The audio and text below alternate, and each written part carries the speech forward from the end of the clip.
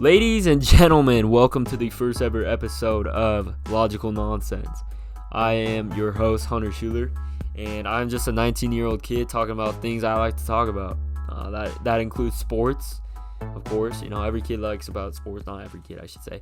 But me, I literally watched Sports Center as a cartoon for a kid. My parents thought I was weird, but that's just how I function. It's always been a part of my life. Something I strive myself in knowing a lot about. The next couple topics, hip-hop and rap. I've almost always got a earbud in my ear to listen to music. So I like to give my opinions on what I think that's coming out is good and what's not going to be so great.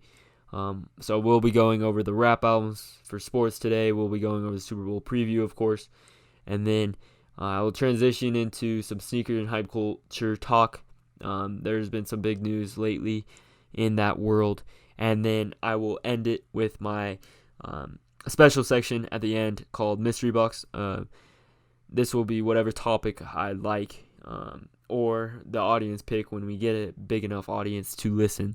You may be wondering, what does logical nonsense mean? Honestly, I don't know, but it's what I came up with for how I think about things. I've always been known as kind of an overthinker in the sense that I'm over-analyzing things. Whether that's life, friendships, whatever the situation, I feel like I'm always overthinking things. And some people may think that as a disadvantage, but in terms of this podcast, that's a good thing because I'm going to be looking at things over and trying to think and explain things to you guys the way I see them on both perspectives. So you're not just getting my biased opinion, but I will try to do my best to give you both sides of the situation so you can not just get one, So often you see these podcasts and they're only giving you one side of the story. And some of you guys like that, but I think it's good to see both sides even if I don't agree with the other side. Next part, why am I qualified to talk about this with you guys? I'm 19 years old. I'm not a sports analyst. I'm not a rapper. I was back in the day, but that doesn't count. I'm not certified producer. I don't analyze music like a normal person, but I have listened to plenty of hip-hop and rap album music. And then sneaker and hype culture and fashion culture in general, I'm an AMDT major, but that doesn't mean that I know everything about trends. That doesn't mean I know everything about the hype culture world. And that doesn't mean that I know exactly what I'm talking about, but I can tell you I'm going to do my research the best I can to give you and formulate opinions on what I think will look dope and what I think won't, and what I think about the way the whole culture is going in a direction. First up on the list is the Super Bowl 55, played in Tampa Bay, Florida, hometown of Tom Brady currently and the Buccaneers. How will this play out? I'm not sure, I don't think there will be that many fans. I don't remember how many they're letting in. But even so, how many of those are going to be Tampa Bay fans and how many is that going to really affect them? The only thing I can see it affecting is that Kansas City has to go down to Tampa Bay, whereas Tampa Bay is already home. They're not going to have to travel. With COVID rules, I know that will change things because I believe Kansas City has to fly there the day of, and that may be an issue, because if they're flying there the day of and the other team's already there, they're already warmed up, they're there, they don't have to wait for nobody. So we'll see how that affects things. The matchup in general, I like this matchup, but first let's get into the new school versus old school. New school versus old school. It's something, whether it's rap, whether it's clothes, whether it's music, whatever it is, people love new school versus old school. Patrick Mahomes versus Tom Brady, they couldn't be more polar opposites. Patrick Mahomes come to the league, and he comes in by storm. That first season, people were saying, look at this man, put him in, He plays those last two games, why isn't he in the whole season? Well, he was playing behind, was it Alex Smith? I think. I could be wrong on that. Correct me if I'm wrong, but I believe it was Alex Smith. Maybe he learned a lot. Maybe he wouldn't be the player he is today. Tyreek Hill said he wasn't very good when he first showed up to practice. So maybe he did learn a lot in that year. I think the year was good. Second year, he comes in the league, gets an MVP, gets all the way to conference championship, loses Patriots in the conference championship. If there's not that offsides play, maybe he wins a Super Bowl. Maybe we're talking about, hey man, is he going 3 straight? Is he gonna go 3 straight just like Brady did in his first however many years that he was a starting quarterback? So maybe we're looking at him different if that play goes a little differently, but that's an if. That didn't happen. So here we have Patrick Mahomes coming fresh off a Super Bowl season, fresh off a $500 million contract, fresh off of proposing to his wife. He had a great 2020.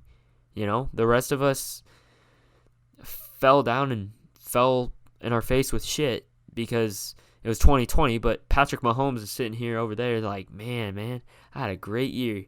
Now let's finish it 2021 with a Super Bowl.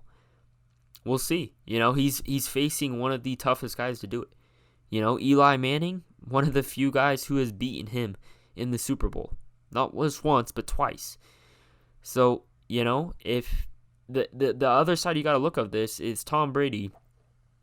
He's the old man, He's 43. People say he's too old. People say the man's got an arm still. I mean, did you see him throw down to, who was that, Scotty Miller in the second half? End of the second half? I mean, granted, that was a blown coverage, but still, you still got to be ready for that. And he threw a perfect pass. I don't care what you guys say. He's looking good, and when it comes to playoffs, I would not doubt that man. He is not someone you want to doubt in the playoffs. He's done it before, and he'll do it again. The thing we got to look at is who to root for. Do you want people like Tom Brady gone? I liked, when I was growing up, the whole time I was growing up, I saw people like Peyton Manning, Tom Brady, Drew Brees, Ben Roethlisberger, Phillip Rivers, all those guys. What do they all have in common? They're pocket quarterbacks. Now you've got this new age of Patrick Mahomes, Kyler Murray, Lamar Jackson. Lamar Jackson's a little different story, but Lamar Jackson, so many others, Deshaun Watson, who are these mobile quarterbacks that are versatile, and not only are you having to stop them, they're passing because they're so good passing, but also on their feet. They're just as much of a run threat as they are a pass threat.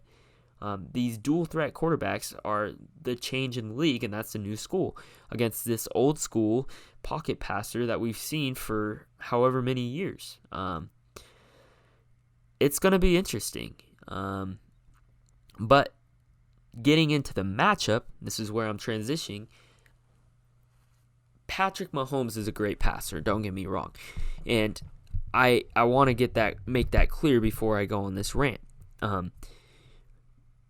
Patrick Mahomes just got done basically with a concussion. He cleared concussion protocol, I understand that, but let's be honest here. We don't know everything that goes into that concussion protocol. We don't know how good he actually felt going into that day. Obviously he felt somewhat good if he could play like he did to the level last game against the Bills, because I stopped watching after halftime, if I'm being honest, because I knew the game was over. You get up by that much at halftime against the Chiefs aren't going to let you go. He played good, but he wasn't the same. I watched the game, and the parts I saw, he's not threatening the defense like he has been with his legs. Now, the Bills were playing a deep coverage, so they could not, they could take away the threat of Tyreek Hill and Travis Kelce going deep. They've got so many weapons on that offense, Mecole Hardman and Tyreek Hill, but they were like, run on us. Let's see what Clyde Edwards-Helaire can do. Let's see what Damian Williams can do. Let's see what Le'Veon Bell can do. Run on us. And they challenged them, and it didn't work. Now, the thing I like about this matchup is that the Bucs have a great defensive line, and with Vita Vea coming back, You've got Ndamukong Suh, Jason Pierre-Paul. These are some older guys, but god dang, they are looking good. They're getting to the quarterback time after time after time again. The Chiefs have a great offensive line, don't get me wrong. They're going to protect, but they're not. These guys are still going pressure on Mahomes, and with Mahomes coming pretty fresh off of a big hit, he's not going to be moving as much, and the team is not going to want him to move as much because they need him for the Super Bowl. Now, does that mean he's not going to get a couple runs here and there? No, but he's not going to be risking it as much as he has been in the past games. So this means that this opens up the defense to being able to pressure without worrying about whether he's going to escape the pocket and go down the field for 20 yards and get a big run. Tom Brady, they don't really need to worry about that. But Patrick Mahomes, he gets out of the pocket and he's dangerous. You come off your man, and he is going to throw to that man that you just came off of. So it's a threat, it's a threat. He could still be doing that. I could see him continue to get out of the pocket, not necessarily to run, but to get that man to come off the man. But I think it's going to open up Tampa Bay's defense to not be as stressed about that aspect of the game for Patrick Mahomes. So, you're going to see, I don't know necessarily man, but maybe a little bit better of a chance to double up on, say, Tyreek Hill, double up on Mecole Hardman or Travis Kelce, be able to cover them more, not worry as much as quarterback spy getting out of the pocket. Does that mean that they're going to contain this offense? No, there's no way to contain the Kansas City Chiefs. But if they can just hold them off of scoring a touchdown every single drive and maybe, stopping them to a punt or a field goal every now and then, Tampa Bay's got a shot. I believe in Tom Brady, and if Tom Brady has the ball with 4 minutes to go in the fourth quarter and he's down by 7, I'm taking Tom probably every time. He knows these games. He knows these late clutch situation. That's why he's a good quarterback. That's why he's for the Tampa Bay Buccaneers. He got paid money because he's a good quarterback and he deserves to be. This would be his 7th championship, and that's where I transition into Tampa Bay Buccaneers. They have a legitimate shot to beat this. They've got weapons on offense too. They got Mike Evans. They've got Scotty Miller, Chris Godwin, Antonio Bryant, Gronk, who is not the same Gronk we've seen before, but is still dangerous. He's still a hard man to tackle, and he can block pretty damn well. So, the Chiefs' defense is, in my opinion, not as great as the Tampa Bay Buccaneers, but, guys like Tyrann Mathieu and Chris Jones are guys that are good, and they can get to the quarterback. But, guys like Tyrann Mathieu, he's all over the field. He's one of the best safeties in the game right now, in my opinion. But we'll see again how the matchups come up. I like Murphy Bunting. I think he gets in people's heads if he can get into, I don't know who he will be covering. Whether that's Tyreek Hill, which is probably most likely, or Mecole Hardman, Travis Kelce. I would venture to guess it would be Tyreek Hill just because he's their number 1 wide receiver. I think he'll get in his head a little bit. We saw in that first matchup against Tampa and Kansas City Chiefs. Chiefs won, but again, I don't think it's the same team. This Chiefs team, I think, is different with Patrick Mahomes. I know we didn't really see much of that difference in the Bills game, but some people aren't probably going to think, he's got 2 weeks to recover again, 2 more weeks to recover after this injury, this big hit that I've been talking about. He's got 2 weeks to recover. I don't think it's going to affect him that much, but I do, 3 weeks is iffy. He might be okay, and we might be seeing this Patrick Mahomes we've seen all year. The Patrick Mahomes who probably deserved the MVP, but had not the people to change their mind so quickly to give it to Aaron Rodgers. All of a sudden, this hype to give it to Aaron Rodgers, which look how that worked out. I think Patrick Mahomes deserves to be the MVP, and I don't think that should be disputed. Aaron Rodgers had a great year, but he's not Patrick Mahomes. That's period, So, who do I think is going to win the Super Bowl? It's a tough one, Do you go with the old reliable Tom Brady? Because if you doubt him, that's a tough thing to do too. I just can't bet against the Chiefs. I'm sorry. I know I'm betting against Tom Brady. I know what I'm up against. This is however many Super Bowls he's been in. The 7th one that he would win. I just don't see it. I think this offense is too hard to handle, and I don't think the Bucs have a good enough defense to handle it. We saw it in the first game. Tyreek Hill had a breakout game in that game. They were not able to cover him. And I don't think that they can cover him this time around either. They will find ways to get him open. And if you get that man started, good luck. Good luck.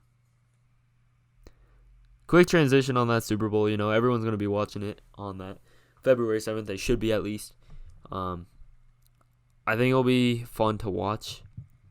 There's going to be so much offense. I'm sorry, I just see it being a high-scoring game. And if you don't think it's going to be a high-scoring game, I don't think you watch very much football. So our next topic, a rap album is coming out today, actually. Probably out right now.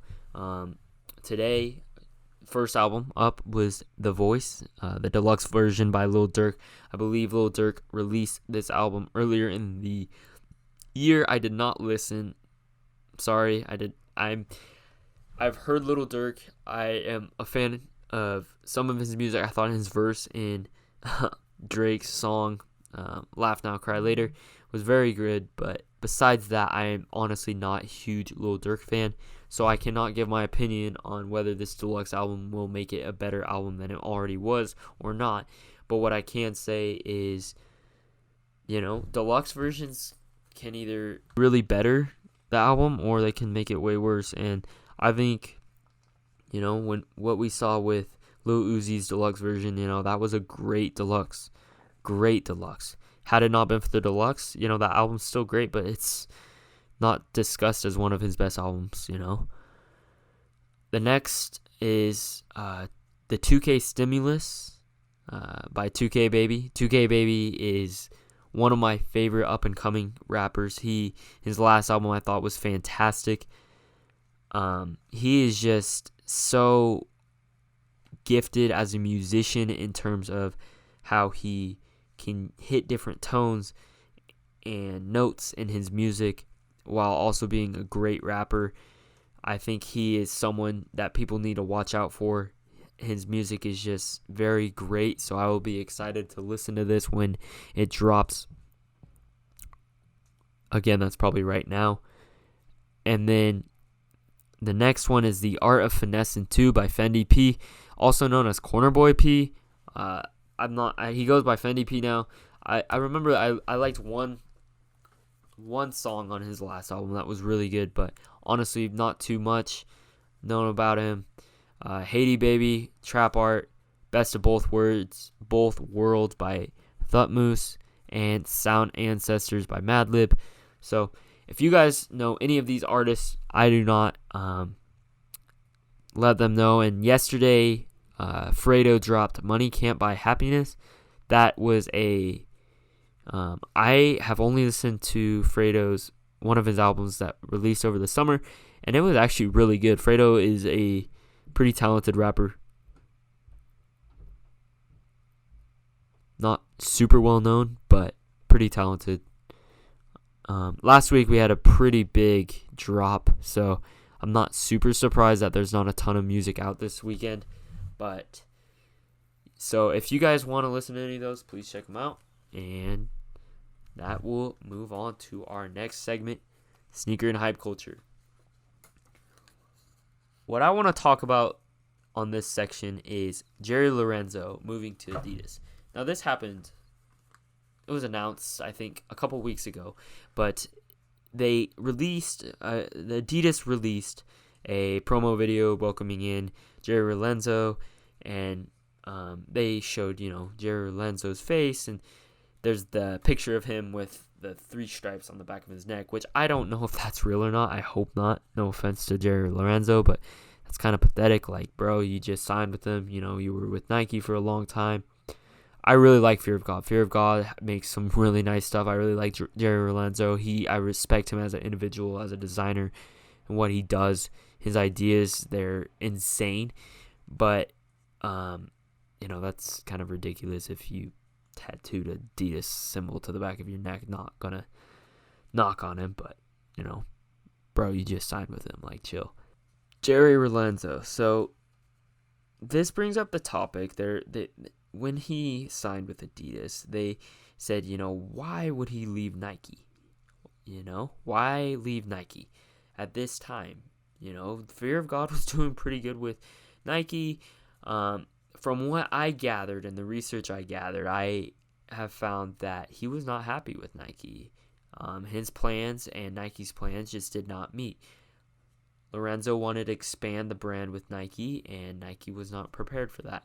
They wanted to be collaborations, and do small releases, or not small necessarily, but smaller, I should say. They had some good releases, but they were never hyped up, I feel like, as much as, say, the Off-White release or any of the other collaborations they have. I feel like Nike had a lot more going on, and Lorenzo wanted more attention than he got. He felt like he was bringing in revenue to the brand that they probably wouldn't have gotten without him, and Nike, I don't think, saw him as big of a necessity to their company as Lorenzo did to Nike. And that's where I think they match. There even came out the sign that before Kobe died that he wanted to leave for similar reasons, and that he was not getting enough attention from the brand to do what he wanted with his goals and his brand. So is this something that Nike is doing currently? Is this a trend? And if this is a trend, how does this affect the way people view Nike? Is Nike a bad company? I don't think so. Nike has a lot on their plate, and they have a lot of people they collaborate. And, even look at Kanye West. He left, and I'm sure it's because he didn't give attention. Nike has a lot of people they got to look out. They got Jordan. They've got all these different collaborators. They've got Virgil Abloh. They've got all these people that they're trying to satisfy. And I think Lorenzo wanted to collaborate, but really, in the end, I think he wanted his own Jordan or different whatever, I think he wanted his own section of the brand, if that makes sense. And I don't think Nike was ready to do that at that time. So they parted ways, and I don't think Nike's at fault for that, and I don't think Lorenzo's at fault for that. Does it suck because I like the stuff that he did with Nike? Of course it sucks, I thought his basketball line was really, really cool stuff. I thought his merchandise he made was very cool. But we won't see it anymore. So that's it for today for the rap and the sneaker culture. Not a ton going on right now in terms of those two. I will get into more of the sneaker hype culture this week and releases. I believe the Kyrie Ray Guns either released today or yesterday. I want to say today. Let me check on that. Yep, they released today. They are actually still available. I could get some right now. Tomorrow will be the University Gold. By the time you're listening, it probably is already out. University Gold Jordan 9. February 4th, they are releasing the Dunk High times Ambush in the pink colorway, all pink fuchsia. They call it Comic Fuchsia. And then February 6th, they will be releasing quite a bit of sneakers. Dang. They've got some Air Force One Essentials, all pink. Blazer Low 77 suedes in an olive and white colorway. some black and metallic gold Air Jordan 12 lows. Those are very, very look nice. And then some anthracite 5s. And that will be it for that. But those are some to look out for next week. It's just some releases from Nike and Jordan. I'm not a huge Adidas guy, so I do not know if Yeezy is dropping anything special this week. But that moves me on to the next topic, which will be my mystery box topic. This week, we have the Wall Street War. Wall Street War, wow. I did not expect this. I invested some money back in August, I think. Just $50. I just wanted to play with it, kind of understand how it worked, the ins and outs. I'm no expert on stocks, and I'm still learning the ropes, but I have done fairly well. There have been stocks where I bought, sold, but this last week was different, man. I mean, I looked at GameStop, and I did not know the situation at first, and as I learned, with kind of the whole thing of it's Wall Street versus us, the big dogs, I think it is kind of BS in the point, and I understand the point they were trying to prove. I do think it's kind of annoying in the sense that the big dogs are getting pissed because they lost money to basically a troll. That's what this is. It's basically a meme, and they didn't like it because it's not the way they thought the economy would work. They're the experts. They should know everything.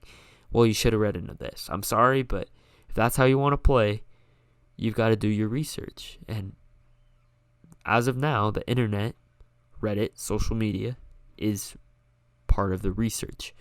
They are the investors, and whether you like it or not, whether we are rich or not, we are investors too. And we have money too, and we have a say in the stock market. And whether we should be investing in GameStop or whether we should be investing in AMC, that's up to us, man. Because, the stock goes up when we purchase a ton of shares of it. But, maybe the trends in their account statements say that they're going to go down and that they are actually losing profits right now and they're not doing well in GameStop and AMC.